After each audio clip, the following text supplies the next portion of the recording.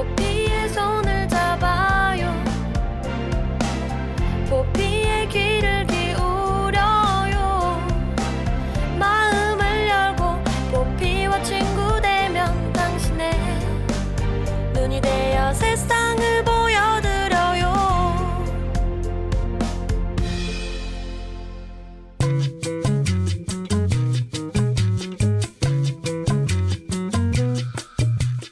생각이 너무 많아서 피곤한 현대인들 요즘 많죠. 그래서 오늘은 제가 테스트를 하나 준비했어요. 청취자 여러분도 오키 씨도 한번 해보실래요? 네. 첫 번째, 걱정이 꼬리에 꼬리를 물고 이어져 잠드는데 시간이 오래 걸린다. 두 번째, 그냥 넘어가. 넌 생각이 너무 많아. 이런 이야기를 들어본 적이 있다. 셋, 잘한다는 말을 들어도 불안하다. 넷, 사소한 소리, 작은 얼룩까지 신경이 쓰인다. 이 중에서 3개 이상이 예스에 해당하시나요? 저는 다행히도 그렇지 않은 것 같네요. 네. 그래요? 생각이 많아 피곤한 당신을 위한 처방을 좀 드릴게요. 3개 이상인 분들에게. 네. 먼저 생각은 양떼와 같아요. 너무 나쁜 쪽으로만 몰아가지 마세요. 네, 당신의 자아는 고맙다, 잘했다를 먹고 자랍니다. 수시로 자신에게 이 말을 해주세요. 자, 예민한 감각은 축복이에요. 긍정적인 쪽으로 돌리세요. 소음이 아닌 햇살에 민감해져 보세요. 지나친 배려와 겸손은 금물, 자신의 고유한 가치를 부정하지 마세요. 자기 자신에 대한 애정결핍이야말로 최악의 자기 학대입니다. 내게 가장 중요한 사람은 바로 나라는 사실을 잊지 마세요. 그럼 4월 14일 목요일 내 손을 잡아요. 지금 출발합니다.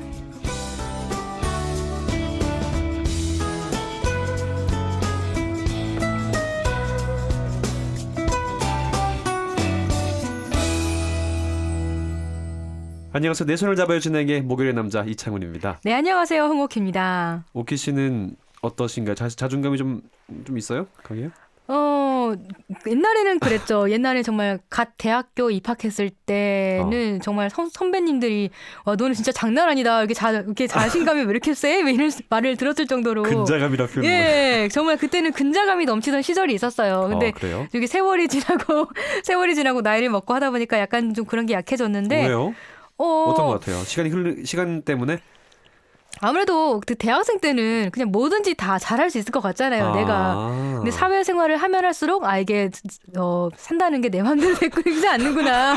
이런 걸 이렇게 깨닫게 되다 보니까 아무래도 약간 좀 이렇게 낮아졌긴 했는데 그래도 근자감이 다른 사람에 비해서는 저는 좀 높은 편이지 않나 이런 생각이 들어요. 자기 스타일 사랑하시는군요. 네, 저는 그렇죠. 어때 보여요? 무지 걱정 안 해도 될 정도로. 그렇지 않나요? 저는 뭐 낮을 필요가 없잖아요. 저는 높습니다. 그냥 창호 씨는 그냥 베개에 머리 대면 그 순간 바로 잘 것 같아요. 맞아요. 네, 저는 그냥 잘게 한 2분 있다 잠드는 스타일이에요. 진짜. 네. 걱정이 없어요. 네. 걱정하는 것은 걱정하지 말란 노래가 있듯이. 네. 걱정 말아요. 그대. 네. 자, 오키 씨뿐만 아니라 처방이 좀 내용이 좀 도움이 되시는지 모르겠어요. 그러게요. 도움이 됐어요? 네. 오키 씨는 3개 아니라 그랬으니까 뭐. 네. 그냥 나는 그냥 평소처럼 이렇게 살면 되겠구나. 이런 게 처방이었죠, 저한테는. 이 평소 생각이 좀 너무 많아서 피곤하다고 느껴지신다면요. 오늘 드린 이 처방 내용을 좀 기억해 주셨으면 좋겠어요. 네, 걱정이 문제를 해결해 주는 건 아니니까요. 오늘 잠자리에서는 생각의 고리를 딱 끊어버리고 편하게 잠을 들 수 있는 하루가 되시길 바랄게요. 이게 쉬울지 모르겠으나 말입니다. 네. 자, 이창훈 홍옥희와 함께하는 걱정 없는 그들과 함께하는 내 손을 잡아요. 오늘의 코너 소개해 드릴게요. 네, 북한에서 탈출해서 우리나라에 정착한 북한 이탈 주민들. 오늘 이야기 톡톡에서는 북한 이탈 주민 지원 정책에 대해 알아봅니다. 꽃의 계절 봄, 보기 좋은 꽃, 먹기 좋다는 것 알고 계세요? 오늘 이창훈의 노하우에서는 식용꽃 활용법에 대해서 알려드릴게요. 홍옥희의 그림 읽어주는 여자에서는 프란치스코 고야의 카를로스 4세 가족에 대해 얘기 나눠보겠고요. 이국제 정보 톡톡에서는 잘못 알고 있는 다이어트 상식 5가지에 대해 알아봅니다. 내 손을 잡아요에서는 여러분의 많은 참여를 기다리고 있습니다. 참여할 수 있는 방법은 다양합니다. KTV 국민방송, 인터넷 라디오, 페이스북 페이지를 이용하셔도 좋고요. 인터넷에 포피 채널을 검색하면 블로그를 통해서도 참여가 가능합니다. 많이 참여해주세요. 난 잘못된 것을 바로잡고 싶었을 뿐이라고. 공익신고 아시죠?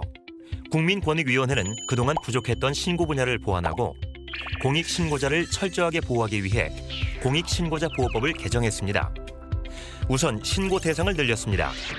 안전이나 건강 등 국민 생활과 관련이 있는 99개 법률을 공익신고 보호 대상으로 추가했고 특별보호 조치를 신설해 내부 공익신고자를 철저히 보호합니다. 공익침해 행위가 발생했다고 생각할 만한 합리적인 이유가 있는 경우에도 보호 조치가 가능합니다. 공익신고자가 받을 수 있는 피해도 최소화했습니다. 신고자가 위법 행위와 관련이 있더라도 형벌이나 징계는 물론 불리한 행정처분까지 감면받을 수 있습니다. 권익위가 복직 등의 보호 조치를 결정하면 회사는 부당한 인사 조치를 되돌리는 등 정해진 기한 내에 결정을 따라야 합니다. 소송 등으로 이행을 미루면 이행 강제금을 내야만 하죠. 내부 신고자는 최고 20억 원의 보상금을 받을 수 있으며 공익에 기여한 사람은 포상금을 받을 수 있습니다. 공익침해 행위 발견 시 국민권익위원회 등 공익신고기관에 신고하면 신고기관은 법률 위반 여부를 확인하고 사건을 처리합니다. 공익신고자는 법에 의해 철저히 보호받을 수 있습니다. 2016년 1월 25일부터 시행될 공익신고자 보호법. 당신의 양심을 응원합니다.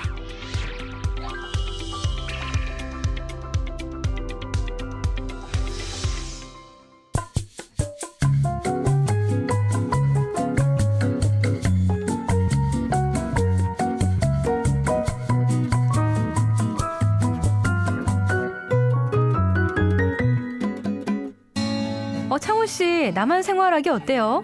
그저 남한 생활에 적응은 좀 된 것 같습니다만은 뭐 무슨 어려움 있어요? 혼자 힘으로도 잘 살아가고 싶은데 사실은 다른 것보다도 뭘 먹고 살아야 너무 좀 막막합니다. 창훈 씨와 같은 북한 이탈 주민들의 자립과 자활뿐만 아니라 다양한 도움을 주기 위한 지원이 많이 있어요. 교육 프로그램도 참여할 수 있고 취업이나 창업에도 도움을 받을 수 있다고 해요. 그런 게 있습니까? 네, 창훈 씨도 자신에게 맞는 지원 프로그램에 참여해보는 건 어떠세요? 그래야겠습니다. 저도 좀 자립해서 성공해서 남한 사회에 좀 살면서 당당하게 살아가고 싶습니다. 그런 곳이 있다고요. 와, 진짜 연기 잘하신다. 그렇습니까? 북한 말투를 잘하시네요. 저도 제가 좀 합니다. 진짜 오신 건 아니죠? 북한에서. 네. 북한 이탈 주민인 창훈 씨를 네. 위해 오늘은 북한 이탈 주민을 위한 다양한 지원 정책들을 준비했습니다. 자, 우리 주변에도 사실 꽤 많은 북한 이탈 주민들이 있죠. 네, 2015년 1월부터 11월까지 우리나라에 입국한 북한 이탈 주민은 모두 1,088명으로 누적 입국자 수는 28,607명이 됐습니다.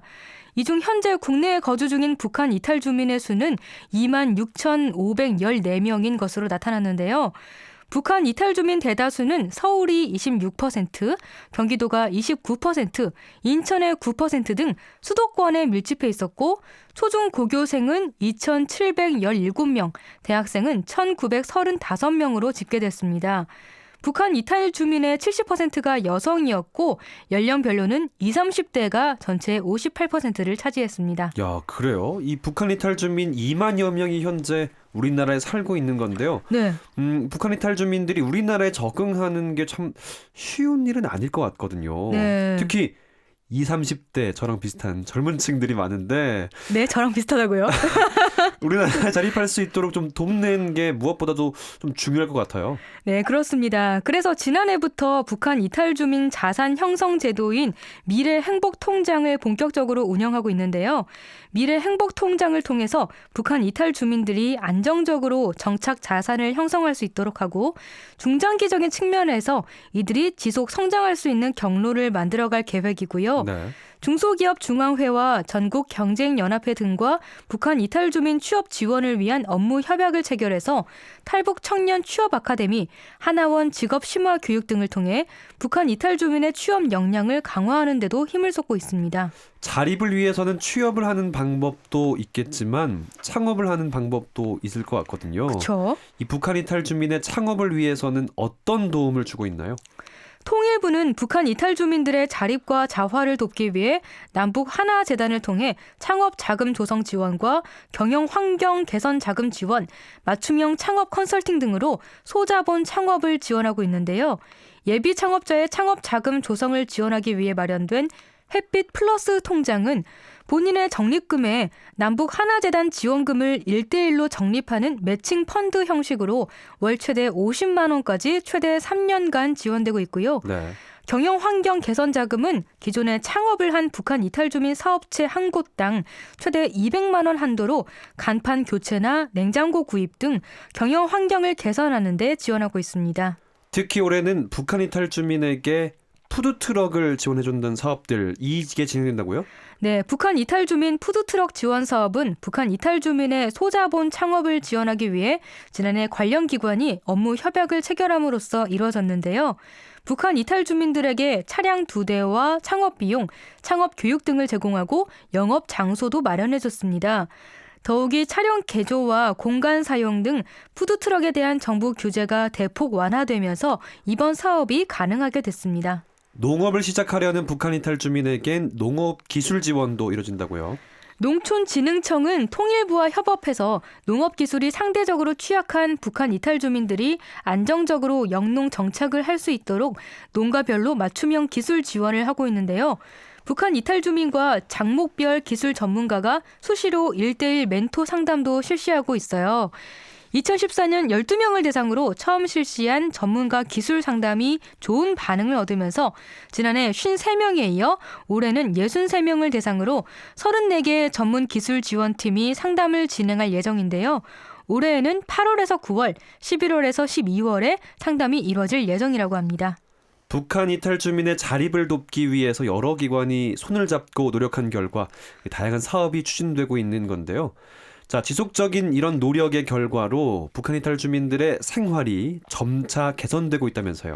통일부에 따르면 국내에 거주 중인 북한 이탈 주민의 실업률이 2015년 11월 말 기준 4.8%로 2014년도 6.2%보다 1.4% 감소했다고 밝혔는데요. 북한 이탈 주민의 실업률은 2011년 12.1%에서 2012년 7.5%, 2013년 9.7% 등으로 꾸준히 낮아지고 있는 추세고요. 반대로 같은 기간 고용률은 49.7%에서 54.6%로 1.5%포인트 높아졌습니다. 북한 이탈 주민의 기초생계급여 수급률도 2011년 46.7%에서 2015년에는 25.3%로 절반 가까이 감소하는 등 북한 이탈 주민들의 정착 지표를 보여주는 수치들이 점차 나아지고 있는 모습을 보여주고 있습니다. 앞으로 북한 이탈 주민들을 위한 지원 정책 어떻게 추진될지도 궁금한데요. 네, 통일부는 지난해부터 미래 행복 통장 등을 본격 가동하고 통일부 내 북한 이탈 주민을 정규직으로 신규 채용했고요.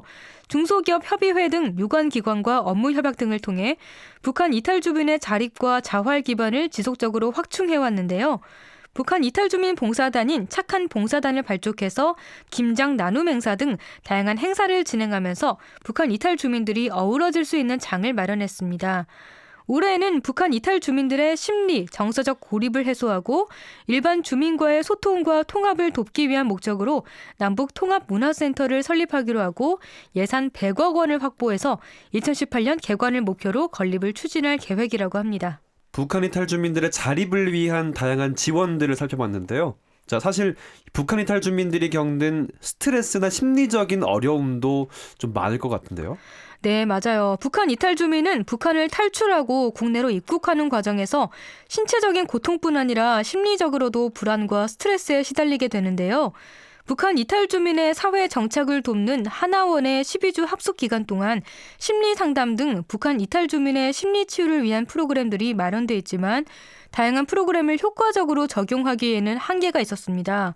그래서 지난해 3월부터는 북부지방산림청과 하나원이 업무 협약을 맺고 900명의 북한 이탈 주민을 대상으로 아하. 산림 치유 프로그램을 진행하고 이에 대한 심리적 효과 평가도 진행했는데요. 산림 치유 프로그램에 참여한 후 북한 이탈 주민들의 부정적 감정이 25% 감소하고 긍정적 감정은 13.8% 증가한 것으로 나타났습니다. 아, 그렇군요. 아무래도 자연이 주는 치유 효과가 크죠. 네. 북한 이탈 주민들을 위한 심리 치유 프로그램이 운영되고 있다니까 참 정말 많은 도움이 됐으면 좋겠다는 생각이 듭니다. 네. 자, 북한 이탈 주민들을 위한 심리 치유 프로그램 올해도 운영되죠. 네, 국립산림과학원은 올해도 북부지방산림청 하나원과 함께 북한 이탈 주민을 대상으로 산림 치유 프로그램을 진행하고요. 더 나아가 북한 이탈 주민의 심리적 안정뿐만 아니라 북한 이탈 주민의 국내 사회 정착과 삶의 질 향상을 위한 산림 치유 활용에 대해 지속적으로 논의할 계획이라고 합니다. 아, 그렇습니다. 자, 앞으로도 북한 이탈 주민이 계속 증가할 텐데요. 북한 이탈 주민들을 우리 사회의 구성원으로 또 함께 성장하는 동반자로 바라볼 수 있도록 자, 인식의 개선도 많이 이루어져야 될 것 같다는 생각도 듭니다. 내 손을 잡아요에서는 여러분의 많은 참여를 기다리고 있습니다. 알고 싶은 정보가 있다, 방송에 참여해보고 싶다, 함께 나누고 싶은 사연이 있다, 모두 좋습니다. 페이스북에서 KTV 국민방송 인터넷 라디오를 검색하면 저희 페이지가 나오는데요. 주저하지 마시고 저희에게 메시지 보내주세요. 그리고 인터넷에서 포피 채널을 검색하면 블로그를 통해서도 참여가 가능합니다. 방송을 들을 수 있는 방법도 소개해드리죠. KTV 국민방송 홈페이지와 모바일 앱 팟빵으로 접속하면 실시간으로 들을 수 있습니다. 그리고 유튜브를 통해서도 만날 수 있는데요. 혹시 실시간으로 진행된 방송을 놓치신 분들은 팟캐스트 서비스를 이용하면 다시 청취하실 수 있습니다. 수업하면 제가 하고 싶은 것도 할 수 있고 또 제 공간도 마련할 수 있을 줄 알았는데 제 뜻대로 되지 않더라고요. 제가 출근 시간이 2시간 정도 걸리는데요. 버스도 타고 지하철도 2번 정도 갈아타다 보니까 힘들죠. 야근도 많고 그래서 몸적으로나 정신적으로 힘들더라고요. 그래서 회사 주변으로 집을 알아보기 시작했어요. 하지만 사회초년생이었던 소연 씨에게 내 집 마련은 쉬운 일이 아니었죠. 부동산 시세를 알아보니까 제 월급에는 감당이 안 되겠더라고요. 어떡하나 하는 생각 중에 인터넷에 행복주택 공고를 보게 되었어요. 도심지에 위치해 편리한 대중교통과 최대 6년 동안 저렴한 월세로 거주가 가능해 기존 임대주택의 패러다임을 바꾼 행복주택. 생각보다 너무 좋더라고요. 깔끔하고 또 제 공간도 마련되는 것 같아서. 회사에서도 가깝고 월세도 저렴하니까 아끼는 시간과 돈으로 제 미래에 투자할 거예요. 앞으로 행복주택에 사는 삶이 기대돼요. 청춘의 꿈을 키워줄 행복 디딤돌 행복주택이 젊은이들의 꿈과 희망을 응원합니다.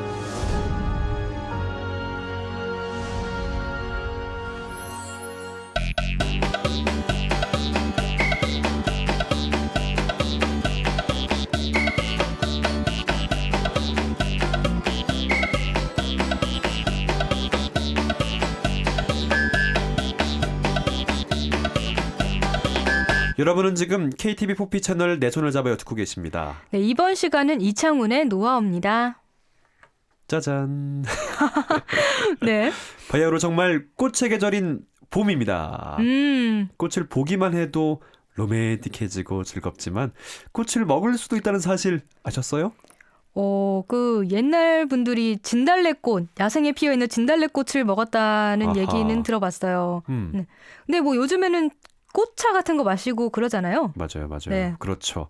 자, 진달래꽃과 국화차도 먹잖아요. 네, 국화뿐만 아니라 정말 다양한 꽃들을 식용으로 이용할 수 있다고 하는데요. 자, 꽃을 이용하면 그 향긋함의 부드러움과 쌉쌀함이 적절하게 조화를 이루어서 음식에 다채로움을 더해 준다고 합니다. 최근에는 다양한 식용꽃이 개발되면서 샐러드에 넣어 먹거나 쌈밥으로 먹는 일들도 참 늘고 있다고 합니다. 네, 꽃이 그냥 단지 보기에 좋고 먹기 좋을 뿐만 아니라 효능이 굉장히 뛰어나다고 하던데요. 알록달록한 꽃을 이용한 꽃 요리는요, 입맛을 돋우고 또 졸리잖아요. 춘곤증을 예방하는 효과도 있는 것으로도 알려지고 있는데요. 네. 농촌진흥청에 따르면 꽃에는 몸에 좋은 폴리페놀과 플라보노이드의 함량이 채소나 과일보다 최대 10배나 높다고 합니다. 이 폴리페놀은 대표적인 항산화 물질이고요. 또 플라보노이드 역시 폴리페놀의 일종인데요. 건강 유지에 효과적인 폴리페놀은 붉은색 계통의 꽃일수록 많이 들어 있다고 합니다.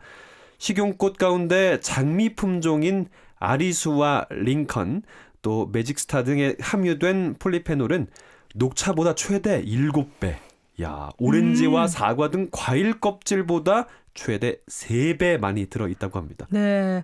그래서 이 꽃을 약재로 쓰기도 한다면서요? 그렇습니다. 최근에는 꽃이 노인성 치매나 심혈관 질환, 또 암 같은 질병에도 효능이 있는 것으로 또 알려지면서 꽃을 약재로 사용하는 사람들도 좀 많이 늘고 있다고 합니다. 네. 꽃에 들어있는 폴리페놀은 노인성 치매나 파킨슨병 등의 어떤 뇌 질환을 예방하는 효과가 있고요. 플라보노이드는 노화를 비롯한 암이나 만성 염증, 심혈관 질환 이렇게 방지하는 효과들도 있는 것으로 또 알려지고 있습니다. 네. 그런데 이 모든 꽃을 다 먹을 수 있는 건 아니잖아요. 당연히 그렇죠? 그렇겠죠. 식용으로 먹을 수 있는 꽃들은 어떤 것들이 있나요? 식품의약품안전처에 따르면 식용꽃으로는 우리나라가 원산지인 진달래와 국화, 아카시아, 동백, 호박, 매화, 복숭아, 살구 이를 꽃들을 비롯해서 또 서양이 원산지인 베고니아와 펜지, 장미, 제라늄, 자스민, 금어초, 한련화 등이 있다고 합니다. 네.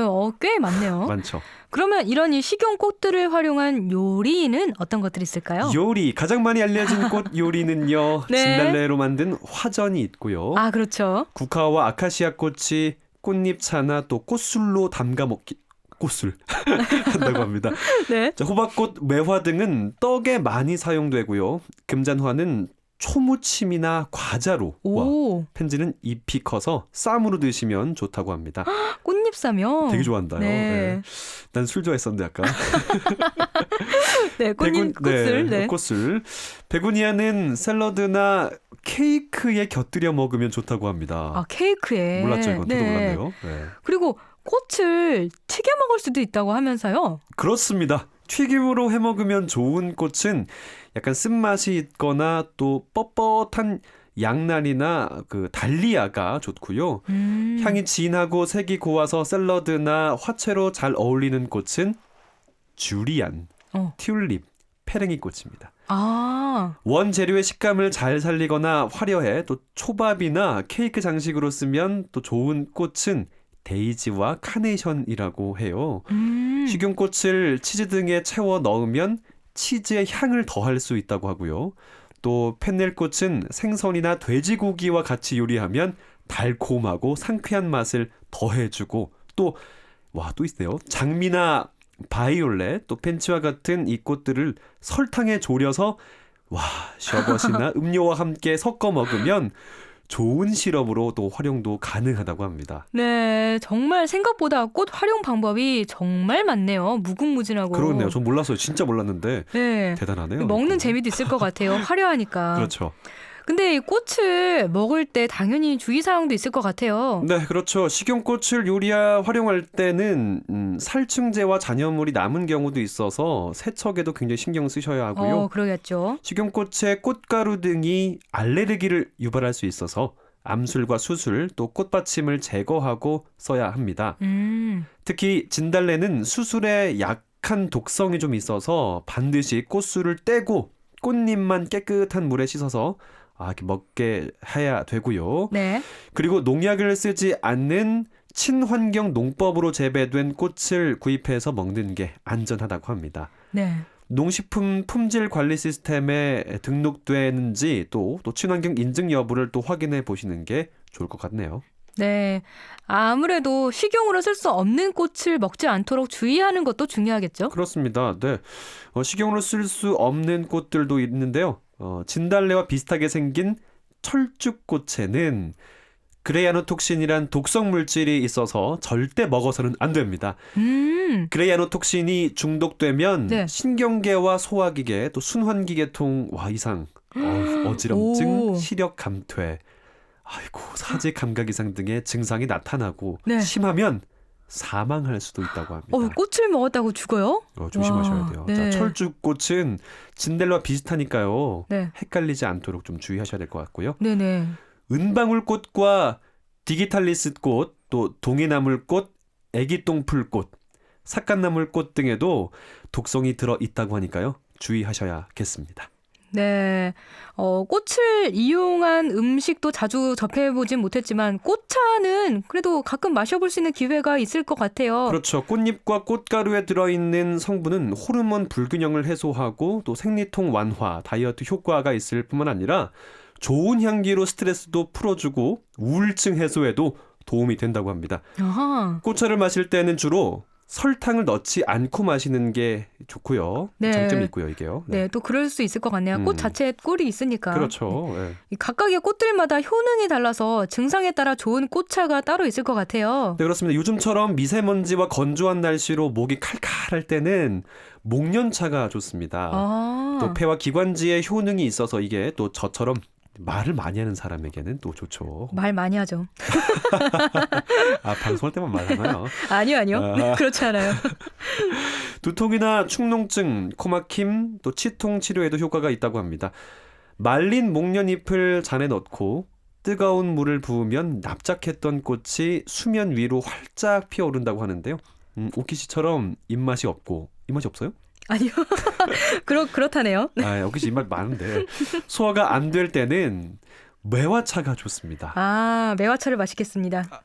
입맛이 없다고 하세요, 그러면 지금? 네, 입맛이 없는 것 같으니까 매화차 마실게요. 네, 매화에는 소화 촉진의 효과가 있어서 식후에 뜨거운 물에 말린 매화 잎 서너 장을 우려내서 마시면 소화가 잘 되고 배탈이 나지 않는다고 합니다. 진짜 지금 당장이라도 입맛이 없어야 될 것 같네요. 됐네요. 네, 매화차 먹어보고 싶으니까. 거든요. 네, 우리가 흔히 볼 수 있는 노란 개나리도 아. 차로 마실 수 있다고 하던데요. 개나리차는 특히 당뇨에 좋다고 하는데요. 오. 개나리차의 이뇨작용으로 당뇨에 좋고 또 항균 소염작용을 해서 신장염과 임파선염, 각종 화농성 질환, 습진에 좋다고 합니다. 네. 미용과 건강에도 도움이 된다고 하니까요. 와, 이 개나리꽃을 말리거나 꿀과 설탕 등에 재웠다가 차로 이용하면 됩니다. 네. 감기에 자주 걸린다면 국화차가 역시 좋습니다. 많이 들어봤죠? 네. 이 국화차는 비타민이 풍부해서 감기 예방에 좋고 기관지 계통을 깨끗하게 해주어서 기침이나 천식 등을 효과가 좀 있다고 합니다. 자, 한의학서 본초 강목에는요. 네. 국화의 효능에 대해서 오랫동안 복용하면 혈기에 좋고 몸을 가볍게 하며 쉬 늙지 않는다. 위장을 편안하게 하고 오장을 도우며 사지를 고르게 한다. 그 밖에도 감기, 두통, 현기증에 유효하다. 이렇게 또 기록되어 있다고 하네요. 네, 여기서 중요한 건 오랫동안 복용하면이 아닌가. 뭐 꽃차가 좋다고 해서 한 잔 먹으면 바로 뭐 효능이 나겠지, 아니면 한꺼번에 많이 먹으면 좋아지겠지라고 생각하기보다는 오랫동안 이렇게 잘 드셔야 그 효능도 제대로 나타나지 않나. 그렇죠. 그런 생각이 듭니다. 오래 두고 먹자 이거군요. 네. 이 모습과 향기로 즐겁게 해줄 뿐만 아니라 맛과 효능까지 뛰어난 식용꽃의 다양한 활용법에 대해 알아봤는데요. 꽃을 장식으로 이용하시는 것도 좋지만 이색적이고 향긋한 꽃 요리를 즐겨보시는 건 어떨까요? 내 손을 잡아요에서는 여러분의 많은 참여를 기다리고 있습니다. 알고 싶은 정보가 있다, 방송에 참여해보고 싶다, 함께 나누고 싶은 사연이 있다, 모두 좋습니다. 페이스북에서 KTV 국민방송 인터넷 라디오를 검색하면 저희 페이지가 나오는데요. 주저하지 마시고 저희에게 메시지 보내주세요. 그리고 인터넷에서 포피 채널을 검색하면 블로그를 통해서도 참여가 가능합니다. 방송을 들을 수 있는 방법도 소개해드리죠. KTV 국민방송 홈페이지와 모바일 앱 팟빵으로 접속하면 실시간으로 들을 수 있습니다. 그리고 유튜브를 통해서도 만날 수 있는데요. 혹시 실시간으로 진행된 방송을 놓치신 분들은 팟캐스트 서비스를 이용하면 다시 청취하실 수 있습니다. 우리 아이들과의 약속. 우리 아이들은 어떤 미래에 살게 될까요? 어떤 나라를 물려줘야 할까요? 우리는 약속합니다. 4대 개혁은 우리 사회를 건강하게 만들고 새로운 미래를 열어가기 위해 더 이상 미룰 수 없는 과제입니다. 우리는 약속합니다. 전국 17개 지역에서 문을 연 창조경제혁신센터는 전국적으로 창업과 도전 의식을 높이고 각 지역의 창의와 혁신의 거점으로 자리 잡아가고 있습니다. 우리는 약속합니다. 세계 최초로 원조를 받던 나라에서 원조를 주는 나라가 된 자랑스러운 나라입니다. 우리 아이들의 미래를 위해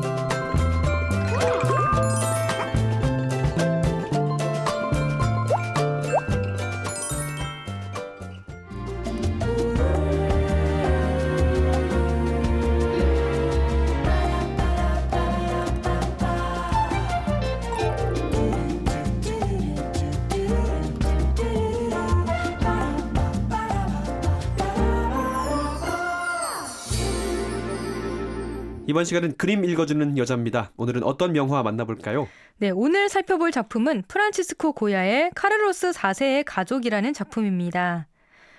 오늘 카를로스 4세의 가족까지 하면 고야의 작품을 세 번째 소개하게 되는 건데요. 그렇군요. 네, 세 제가 번째구나. 고야를 나름 좀 좋아해가지고 좀 편애가 있었어요. 아이고, 역시. 그래도 이 궁정화가로서의 고야의 삶은 이야기한 적이 없거든요. 그렇죠. 네, 못 그래서 들어봤어요. 예. 그래서 오늘은 고야가 어떻게 궁정화가가 됐는지 이야기하고요.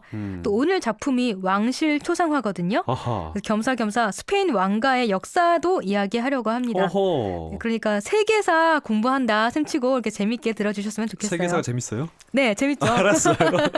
자, 먼저 그럼 고야가 어떤 화가였는지 또 그 이야기를 좀 들어보겠습니다. 해주세요. 네, 고야는 18세기 후반부터 19세기 초반에 활동했던 스페인의 대표 화가입니다. 스페인. 네. 네, 이때 유럽에서는 신고전주의와 낭만주의가 서로 대결하면서 영향을 미치던 때였는데요. 고야는 낭만주의에 가깝다고 여겨지지만 완전한 낭만주의 화가는 아니고 자신만의 스타일대로 그림을 그렸습니다. 그의 작품 양식은 로코코 시대부터 바로크, 낭만주의까지 그 폭이 넓다고 여겨지는데요. 다만 회화의 규칙을 강조하고 그리스 조각상 같은 이상적인 인체를 그리는 것을 중요시했던 신고전주의와는 배제한 것으로 알려져 있습니다. 아하. 고야는 1746년에 도금을 하는 장인의 아들로 태어났어요. 굉장히 평범하고 미천한 집안이었죠. 이때 당시 스페인 미술은 디에고 벨라스케스라는 위대한 화가가 죽은 후에 서서히 쇠퇴하고 있었습니다.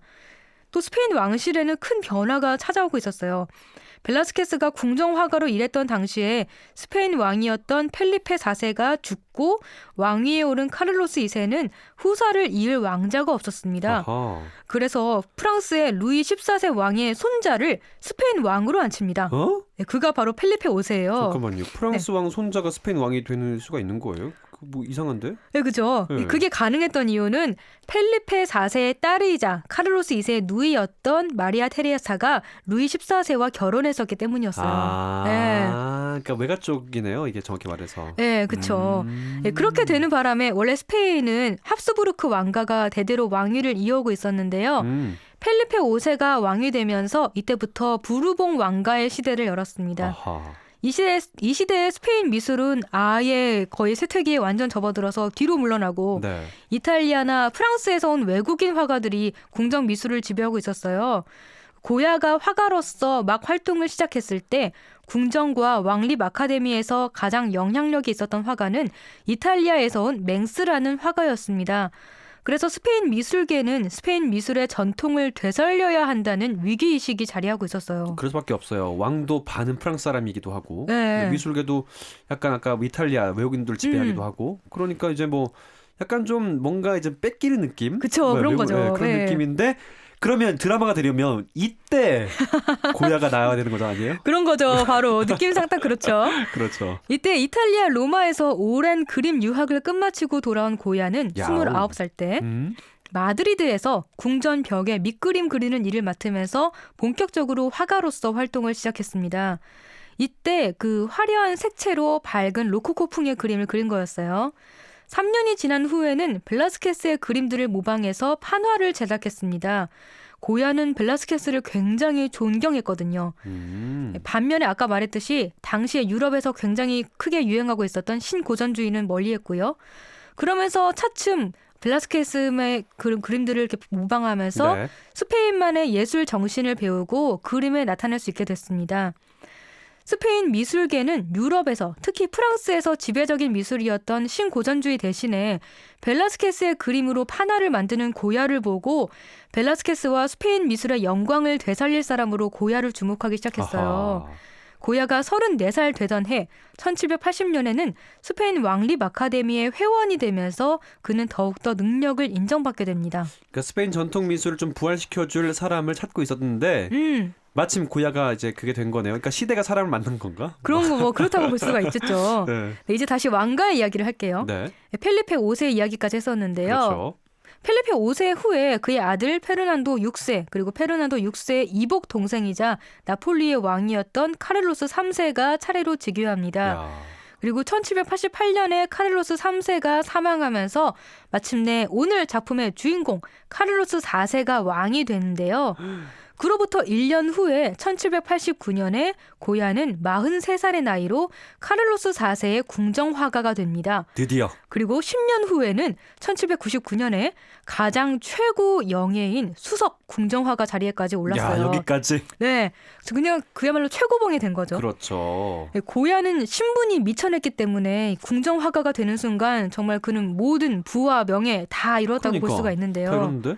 그런데 수석 궁정화가 자리에 오르기 전부터 고야에게는 문제가 하나 있었어요. 에이, 진짜요? 네, 아닌 것 같은데. 또 드라마인가요? 또 드라마가 있죠. 네. 드라마는 뭐든지 다 그렇죠. 순탄하지 않잖아요. 맞아요. 일단 그는 82년이라는 긴 생애 동안 수많은 작품들을 남겼어요. 종교화, 초상화, 장르화뿐만 아니라 역사 아니면 개인의 환상 등 다양한 주제로 그림을 그렸고 프레스코화, 유화, 동판화, 석판화 등 다양한 형식의 그림을 그렸습니다. 그래서 회화 700여 점, 판화 300여 점, 드로잉을 900여 점이나 남겼어요. 진짜 일 많이 했네. 근데 이게 문제였어요. 너무 많은 작품 제작에 시달린 나머지 피로가 누적이 된 거예요. 워컬릭이에요? 예, 좀 그런 거죠. 저랑 다르네요. 근데 일이 좋아서 했다기보다는 그만큼 주문이 많았던 거죠. 능력이 있었으니까. 좀 그건 좀 부럽다. 저는 사실 일 많이 하는 거 되게 좋은데 저는 운동도 하고 일도 좀 쉬고 야구도 좀 보고 이런 게 좋거든요. 돈은 많이 버는 뭐 삶의 질이 높아야 아닌가? 돈이 더 많아야 되나? 모르겠다. 그러니까 좀 갑자기 어머니 멍멍해지고 하는 거 어렵네요, 이게 사실. 근데 돈을 많아도 건강해야 쓸 수 있는 거잖아요. 맞아요. 네, 건강이 중요합니다. 그래요. 네. 건강해야죠. 그래서 고야는 궁정화가가 된 지 4년 만인 1793년에 휴가를 얻고 마침내 여행을 떠나는데요. 야. 스페인 세비야로. 네. 드디어 쉴 수 있게 된 거죠. 궁정화가가 된 지 4년 만에. 그런데 여행 중에 원인을 알 수 없는 중병에 걸리고 맙니다. 다행히 병은 완쾌를 했는데요. 그 후유증으로 청력을 잃고 말았어요. 고야는 47살의 나이부터 반평생을 청각장애를 앓고 살았습니다. 그러니까 이제 청력장애인이 된 거네요. 네, 그런 거죠. 고야 82살까지 살았다고 했죠. 네. 그러면 정말 인생의 반면? 뭐 이렇게 진짜 오랫동안 그런 청력장애 된 건데 거의 반을 이렇게 청각을 잃고 산 거죠. 그렇죠. 참 인생이 내 마음대로 안 되는 것 같아요. 살아보면요. 그렇죠. 네, 여기서 다시 카를로스 4세의 이야기로 넘어갈게요. 왔다 갔다 하군요. 네. 이 왕이 어떤 왕이었는지 알아야 오늘 작품을 더 잘 이해할 수가 있거든요. 네. 이 카를로스 4세는 어려서부터 그렇게 똑똑한 사람은 아니었어요. 아버지 카를로스 3세는 그에게 국정을 가르치지 않았고 그는 대부분의 시간을 사냥하는 데에만 보냅니다. 아하. 그리고 고야의 그림을 좋아했다고 해요. 그는 자신의 사촌인 마리아 루이사와 결혼합니다. 그때는 이렇게 근친이 당연히 이게 일반적인 시대였으니까, 특히 왕가였으니까. 그렇죠. 그런데 이 마리아 루이사라는 여자가 굉장히 대단한 여자였어요. 대단해요? 결혼하자마자 남편을 휘어잡았고요. 아하. 그리고 심지어 시아버지 카를로스 3세가 멀쩡히 살아있던 때에 근위대 출신의 마누엘 고도이와 부적절한 관계를 가집니다. 네. 그리고 카를로스 3세의 자식들 중에 가장 건강했던 카를로스 4세는 스페인 왕위에는 올랐지만요. 애초부터 국정에는 관심이 없었고요. 아하. 똑똑하지도 못했던 탓에 나란 일은 나 몰라라 하고 그냥 계속 사냥만 하고 다녔어요. 사실상 통치는 왕비였던 마리아 루이사와 그리고 그의 애인이었던 고도이가 다 했습니다. 아이고. 네, 아주 완전 난리 났죠. 그런데 아이고. 이 고도이도 그렇게 통치를 잘하는 사람은 아니었어요. 또 게다가. 네. 그러니까 스페인 민중들은 왕비와 고도이를 아주 싫어했습니다. 또 카를로스 4세와 루이사 왕비 사이에서는 14명의 자녀가 있었는데요. 이 중에 성인으로 생존한 사람은 6명뿐이었어요. 이 근친 때문에 애들이 대부분 다 건강하지 못했거든요. 아이고. 다 일찍 죽고 그랬어요. 네. 근데 이 14명의 자녀 중에서는 분명히 고도희의 자식도 있을 거라는 이런 소문들이 아주 스캔들이 있었어요. 약간 이제 막장 드라마로 바뀌네. 네, 왕실 이야기가 막장 드라마가 됐죠. 그렇네. 이때가 시기상으로 프랑스에서는 프랑스 대혁명이 일어나고요. 루이 16세가 처형이 되고 나중에 나폴레옹 1세가 황제로 즉위하던 아하. 그런 굉장히 역사적으로 정치적 혼란기였어요. 격변기. 예, 그렇죠.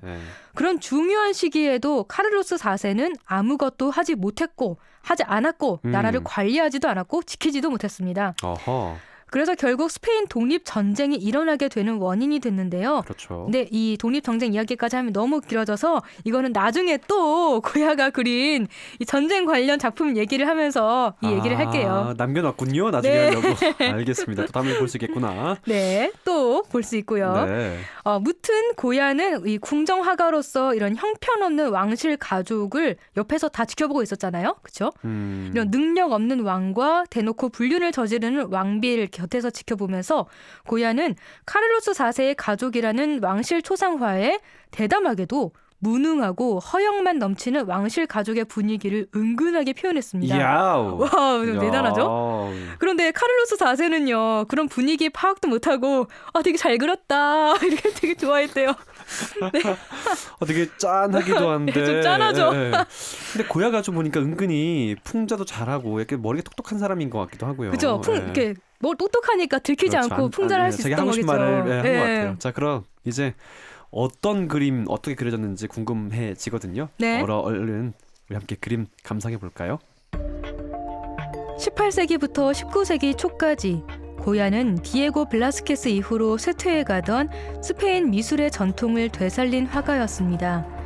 유럽, 특히 프랑스에서 신고전주의와 낭만주의가 지배하던 때에 그는 자신만의 스타일대로 스페인 미술을 만들어갔고 그 능력을 인정받아 카를로스 4세의 수석 궁정화가가 됐습니다. 그러나 병으로 청력을 잃고 스페인의 독립전쟁이 발발하자 말년에는 인간의 타락이나 잔인성을 고발하는 어두운 작품을 그렸습니다. 카를로스 4세의 가족은 그가 1799년 화가로서 최고 영예인 수석 궁정화가로 발탁된 직후에 그린 왕실 초상화입니다. 13명의 가족을 그리기 위해 1년이라는 긴 제작 기간을 거쳤습니다. 인물들은 권위와 부귀를 나타내는 화려한 옷에 갖가지 보석으로 치장하고 수많은 훈장을 내걸은 채 자랑스럽게 서 있습니다. 카를로스 4세는 1788년 부친 카를로스 3세가 사망한 이후 스페인 왕으로 즉위했습니다. 하지만 그는 어려서부터 영민함과는 거리가 멀었고 그 사실을 아는 카를로스 3세도 그에게 국정을 가르치지 않았습니다. 그는 왕위에 오르고 나서도 정사를 돌보지 않고 사냥만 하러 다녔습니다. 대신 실질적인 통치는 카를로스 4세의 부인인 마리아 루이사 왕비와 그녀의 정부였던 재상 마누엘 고도이가 맡아서 했습니다.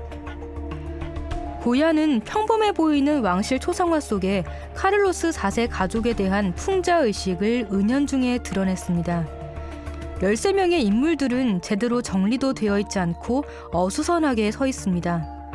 가장 중심에 있어야 할 카를로스 4세가 그림 오른쪽으로 비켜나 있는 데다 배불뚝이에 메부리코 등 외형적 단점이 그대로 드러나 있고 술에 취한 듯 붉은 그의 얼굴은 어쩐지 둔하고 우매해 보입니다. 시선도 다른 곳을 보고 있습니다. 반면 그림의 가운데 있는 사람은 왕을 대신해 나라를 쥐락펴락하다가 스페인을 패망에 이르게 했던 마리아 루이사 왕비입니다. 왕비 또한 얼굴이 늙어 보이고 얼굴보다 목이 더 굵은 것을 볼 수 있습니다. 팔뚝도 두껍게 그렸습니다. 그녀는 어린 두 자녀를 옆에 두고 있는데 루이사 왕비가 낳은 아이들 중에는 애인이었던 고도이의 자식도 있을 것이라는 소문이 파다했습니다. 카를로스 4세 뒤에 언짢은 표정을 한 남자는 왕의 남동생 안토니오 파스쿠알입니다. 그 옆에는 아기를 안고 있는 공주 부부가 있습니다. 그런데 이 아기도 자세가 어딘지 이상합니다. 당시 왕족들은 권력 강화와 유지를 위해 근친혼을 하는 경우가 일반적이었습니다. 이 아기는 근친혼의 부작용 때문에 선천적으로 척추가 휘어진 채 태어났습니다. 그림 왼쪽에 파란 옷을 입은 남자는 장래에 페르난도 7세가 되는 페르디난트 왕자이고, 그 뒤에 커다란 점을 붙이고 서 있는 여자는 왕의 여동생 마리아 호세파입니다.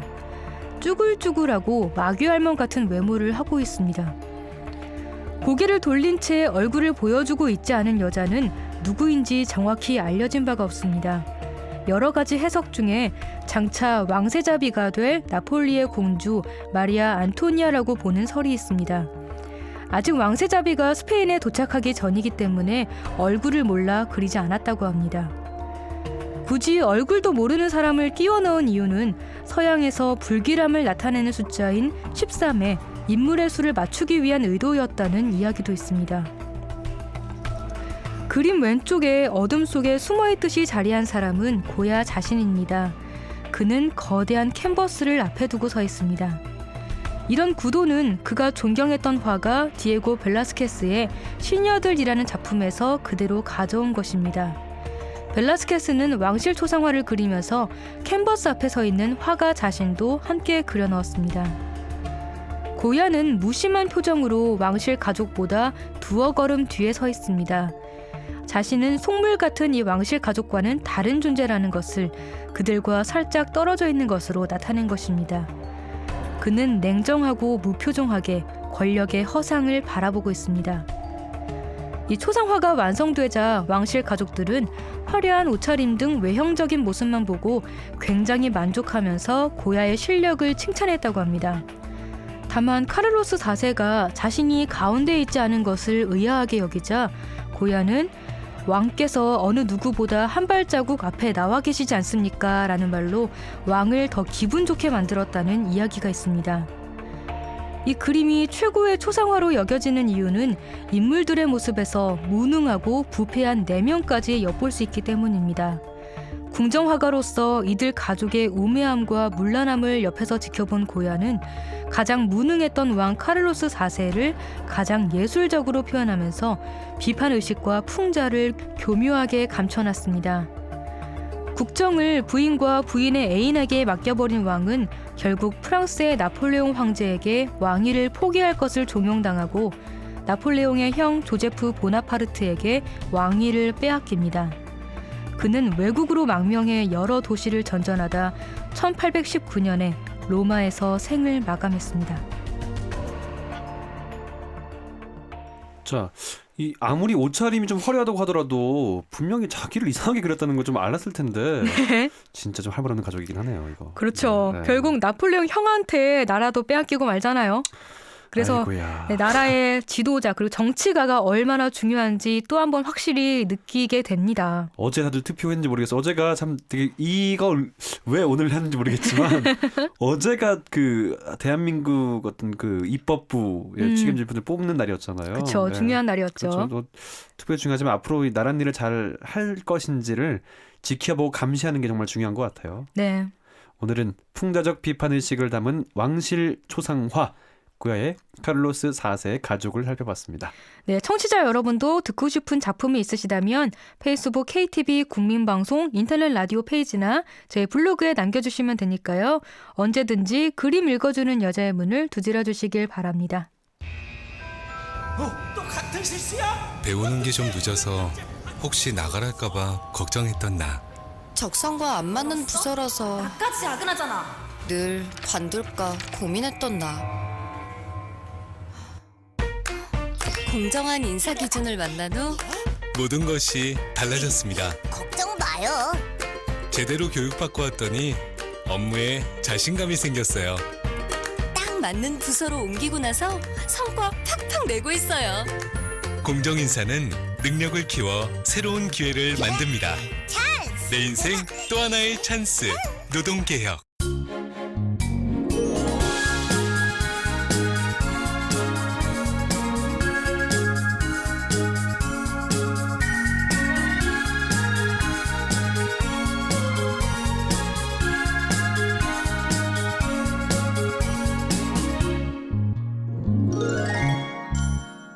이번 시간은 이국제 정보 톡톡입니다. 생활적 유용한 정보에 대해서 소개해드리고 있는데요. 오늘은 어떤 정보 기다리고 있나요? 네, 날씨가 따뜻해지면서 다이어트하고 계시는 분들 주변에 부쩍 많아졌는데요. 다이어트하는 사람들이 알아두면 좋을 정보, 잘못 알고 있는 다이어트 상식 5가지에 대해 알려드립니다. 이국제의 정보 톡톡. 여러분의 실생활에 도움될 만한 정보라면 놓치지 않고 찾아서 소개해드리는 정보 톡톡. 오늘은 우리가 잘못 알고 있는 다이어트 상식 5가지에 대해서 말씀드리겠습니다. 우리에게도 익숙한 다이어트 상식 중에는 많은 것이 사실과 다른데요. 대표적으로 잘못 알려진 상식 5가지입니다. 첫째, 탄수화물은 다이어트에 좋지 않다. 많은 이들이 다이어트할 때 탄수화물 섭취를 최소한으로 줄이라는 권고를 받는데요. 그러나 건강한 다이어트를 위해서는 에너지 생산에 가장 큰 역할을 하는 탄수화물 적정량은 필요합니다. 전문가들은 빵, 쌀밥, 떡 등의 가공된 탄수화물보다는 통밀과 현미 등을 추천합니다. 또한 탄수화물을 적절히 먹으면 다이어트에 이로운 섬유질 섭취에도 도움을 주는 것으로 드러났습니다. 둘째, 식사를 거르는 것이 좋다? 식사를 거르면 오히려 살이 더 찔 수 있습니다. 음식물 섭취를 하지 않으면 간이 포도당 생산을 멈추지 않아서 혈당 수치가 높아지고 체내 지방이 증가한다는 연구 결과도 있습니다. 또 식사하지 않는 경우 몸에 중요한 영양분을 섭취하지 못하게 돼서 피곤이 누적되고 건강에 해롭습니다. 식사를 거르면서 결국은 배고픔을 못 참아 다이어트에 해로운 간식을 찾게 될 가능성도 크고요. 셋째, 저지방 제품만 골라 먹는 게 좋다? 저지방 제품이란 문구 자체는 유혹적으로 들리지만 이러한 제품은 지방을 줄인 대신 맛을 잃지 않으려고 설탕을 더 많이 함유하는 경우가 적지 않습니다. 따라서 저지방 식품을 고집할 것이 아니라 전체 섭취량을 줄이는 것이 더 효과적이겠죠. 넷째, 칼로리 계산이 중요하다? 칼로리 수치 계산은 어느 정도 필요합니다. 그러나 하루 섭취한 칼로리를 안다고 해서 얼마나 효과적인 다이어트를 했는지는 알 수 없습니다. 예를 들면 하루 열량을 1000kcal 미만으로 설정했더라도 이를 오로지 패스트푸드로만 먹었다면 다이어트 효과를 기대하긴 어렵겠죠. 따라서 칼로리 섭취량을 계산하면서 하는 다이어트보다는 어떠한 음식을 먹었는지가 더 중요한 겁니다. 다섯째, 밤에는 무조건 먹지 말아야 한다? 다이어트하는 사람이라면 밤에 먹으면 살로 간다는 말을 한 번쯤은 들어봤겠죠. 그렇지만 이 또한 무조건 그런 건 아닙니다. 우리 몸은 시간에 대한 개념이 없으며 아침, 점심, 저녁 관계없이 똑같이 음식물을 소화합니다. 캐나다 오타와 대학 요니 프리드호프 교수는 차에 주유하는 시각에 따라 주행거리가 달라지는 것이 아니지 않나면서 음식물을 섭취하는 시간보다 어떠한 음식을 먹는지에 초점을 맞출 것을 권했습니다. 네, 정보 톡톡 오늘은 우리가 잘못 알고 있는 다이어트 상식 5가지에 대해서 말씀드렸습니다.